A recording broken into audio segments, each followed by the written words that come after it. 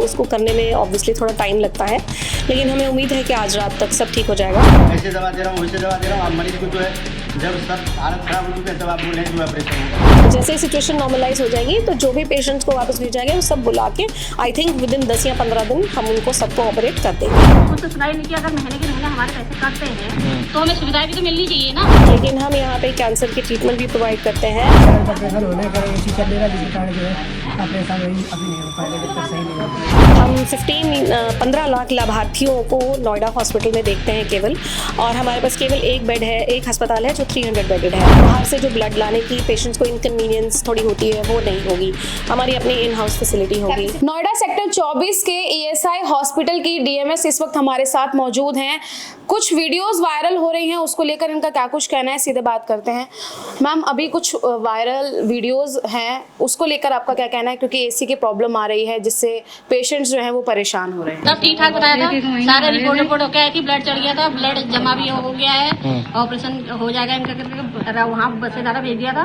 यहाँ operation theatre में AC वहाँ भी काम नहीं कर रहा। अब डॉक्टर बोले हम काम कैसे करें वापस, इसीलिए आगे तक कोई सुनने को तैयार नहीं है। यहाँ पैर का ऑपरेशन होने का एसी चल रहा है जिसके कारण जो है ऑपरेशन अभी नहीं हो पाएगा जब तक सही नहीं होगी। बोले एसी खराब है, जब तक एसी नहीं बनेगा तो होगा नहीं।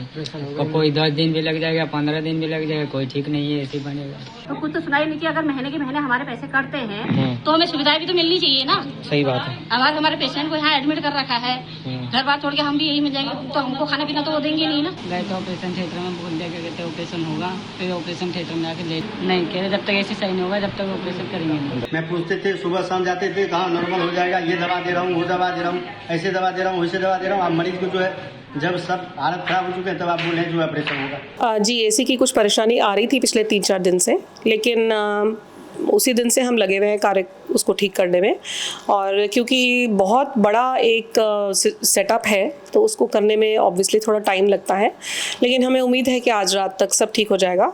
इन द मीन टाइम जितने पेशेंट्स वार्ड में एडमिटेड हैं उनके लिए हमने वॉल फैंस वगैरह का अरेंजमेंट करा दिया गया है, और जो इलेक्टिव केसेस थे उनको हमने अभी घर भेज दिया है, और इस आश्वासन के साथ कि जैसे ही सिचुएशन नॉर्मलाइज होगी उनको हम वापस बुला के उनकी सर्जरी करेंगे। ईएसआई हॉस्पिटल्स की अगर बात की जाए तो एक बहुत बड़ी चेन है।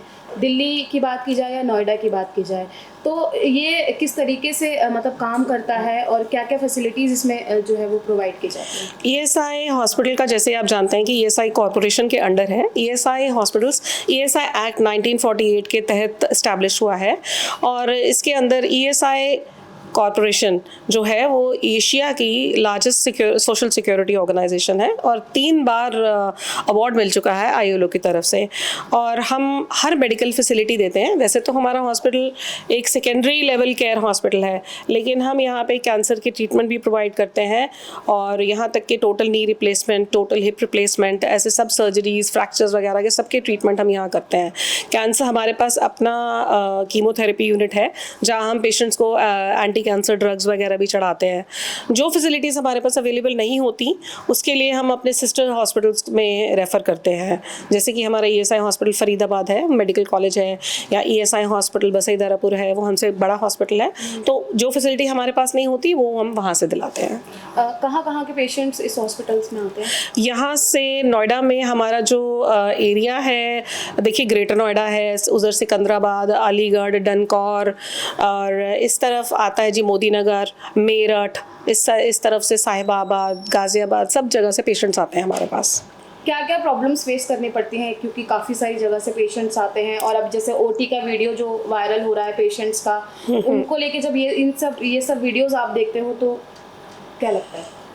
हमें अच्छा तो खैर नहीं लगता है, लेकिन हम बहुत बड़े कॉन्स्ट्रेंट के अंदर एक काम करते हैं, क्योंकि लोड बहुत ज़्यादा है इस हॉस्पिटल पे। आप देखिए, हम 15 लाख लाभार्थियों को नोएडा हॉस्पिटल में देखते हैं केवल, और हमारे पास केवल एक बेड है, एक अस्पताल है जो 300 बेडेड है। तो उसके हिसाब से देखते हुए, क्योंकि उस लोड के चलते मैं समझती हूँ कि हम बहुत अच्छा कार्य कर रहे हैं। हमारी डेली की ओपीडी तकरीबन 2000 के करीब है, और 300 हमारे बेड्स हैं। हैं, जो कि रफली हमारा आप मान के चलिए कि 85% एवरेज बेड ऑक्यूपेंसी हमारी रहती है। और क्योंकि हमारी इतने ज़्यादा पेशेंट्स होते हैं तो हमने अपने ओटी का ऑपरेशन थिएटर के नॉर्मल टाइमिंग्स भी बढ़ा दिए हैं। जैसे पहले 9 बजे से 4 बजे तक था, हम अब सुबह 9 बजे से लेकर रात के 9 बजे तक रेगुलर ओटी काम करती है। तो जैसे सिचुएशन नॉर्मलाइज हो जाएगी तो जो भी पेशेंट्स को वापस भेजा गया वो सब बुला के आई थिंक विद इन 10 या 15 दिन हम उनको सबको ऑपरेट कर देंगे।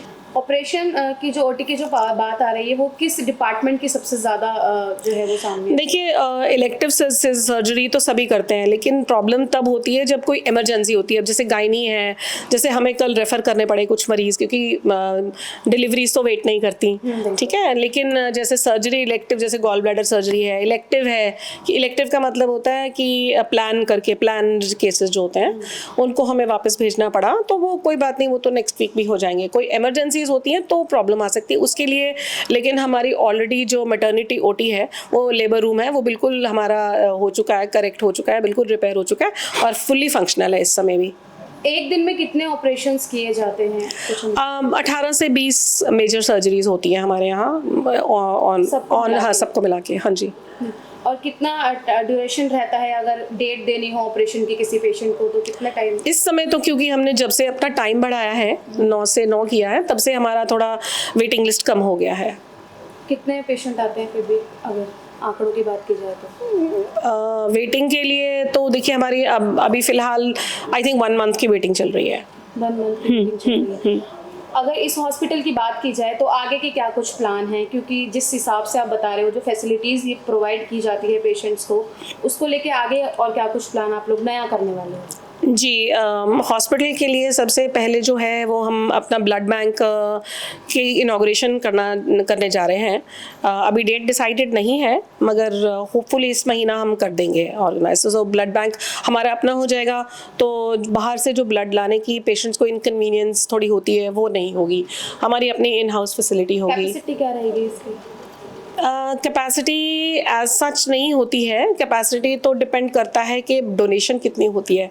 जो हमारी प्लानिंग है वो प्लानिंग हमारी 5000 बैग्स पर ईयर के हिसाब से प्लानिंग हुई है और उसी के हिसाब से हमें लाइसेंस भी मिला है।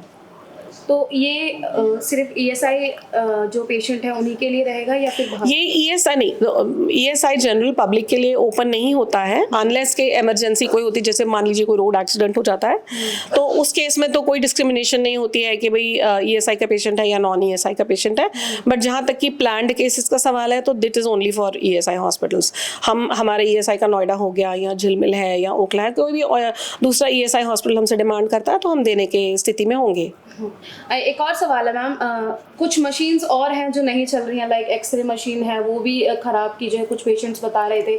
साथ ही जिन पेशेंट्स के कार्ड बने होते हैं ईएसआई के लिए, वो उन लोगों को भी सही से इलाज जो है वो यहाँ पर नहीं मिलता है। ऐसी बहुत सी शिकायतें आ रही हैं। ऐसा है कि एक्सरे मशीन का देखो वेयर एंड टियर हर मशीन में होती है और ऐसा है कल मुझे इस बात की कंफर्मेशन है कि कल सुबह ये स्टार्ट हो जाएगा बिल्कुल।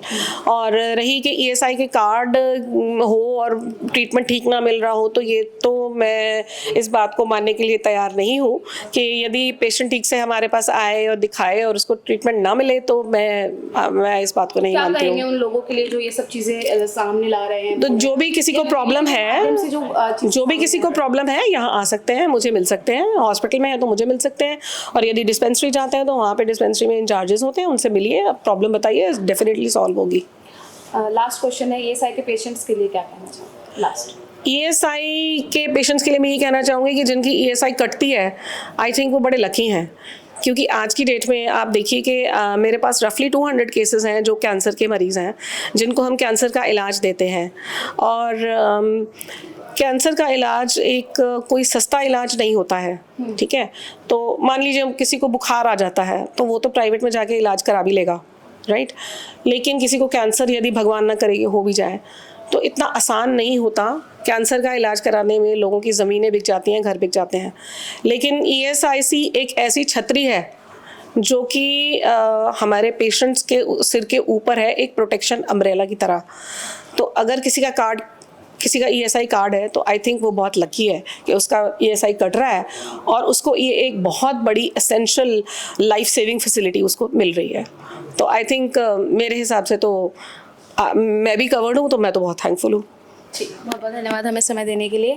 तो जो भी वीडियो सामने आ रही थी, सोनी बेदी जी ने हमसे बात करी है और जो भी परेशानियां इस हॉस्पिटल में चल रही हैं उसका जल्द ही निपटारा कर दिया जाएगा, ये हमें आश्वासन दिया गया है। साथ ही जो पेशेंट परेशान हो रहे हैं उन्हें भी ये बात कही गई है। अगर आपको भी कोई परेशानी आ रही है तो आप डायरेक्ट इनसे आकर बात कर सकते हैं, आपकी परेशानियों को जल्द ही सुलझा लिया जाएगा। इस वीडियो के माध्यम से ज़्यादा चीज़ें, ज़्यादा जानकारी हम आप तक पहुँचा पाए हैं। फिलहाल के लिए बस इतना ही। आप देखते रहिए जनहित टाइम्स।